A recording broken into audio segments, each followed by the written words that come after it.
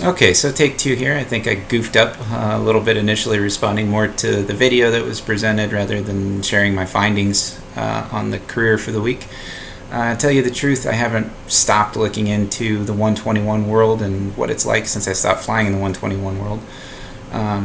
Looking at what's pay like, what's quality of life like, what schedule's like, what's changed. If I were to go back tomorrow, what would my career and my day-to-day life look like?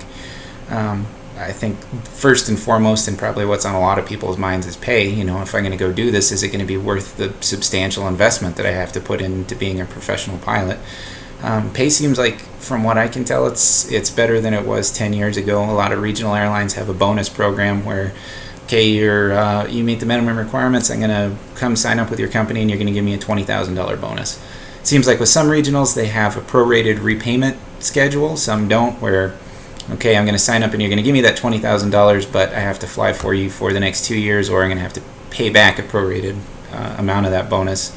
Seems like some of them aren't that way, but a lot of them are.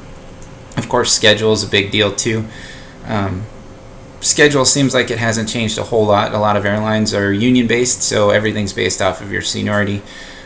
You first get hired, you can expect to be on reserve, so somebody calls out sick, somebody takes vacation, there's a hole in the schedule somewhere, they're just going to kind of plug you in where they need you. You're not going to have a set schedule where you know what you're doing next week. And of course, the other side of that coin is because it's seniority based, it's not going to be that way forever. You kind of hang in there, you're going to get off of reserve and on to where you're holding a line, and now you have a set schedule every month. And if you hang in there with that, you're going to get senior enough that you're going to get a better line where you have a more desirable schedule. You're not flying as much, you're getting more days off, you're getting the days off that you want. And there's also a thing called airport or ready reserve that seems like it's still around, from what I can tell, trolling the forums, where you're sitting in the airport in your uniform and, hey, you've got 15 minutes to get down to gate Bravo 4 because somebody just called out sick or somebody timed out, and you got to get down there and you got to fill that flight. We used to call it airport appreciation time.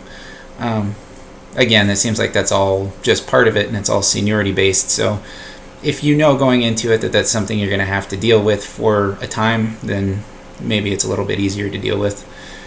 Something that seems a little bit more prevalent now that I hadn't been as familiar with is wholly owned regionals that have direct flow to the majors. So major airline that completely and wholly owns a regional airline, and they have a direct flow agreement, so you can go from being an FO at a regional and upgrading to captain and sitting in the left seat for a little while, and then guess what? Mainline has an opening now, and they're going to pick from their wholly owned regional captains to fill that hole first.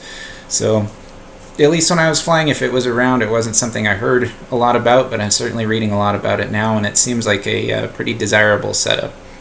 So those are some of the things I've found recently reading around and researching a professional 121 pilot profile, and what I've kind of been keeping my eye on off and on for the past few years.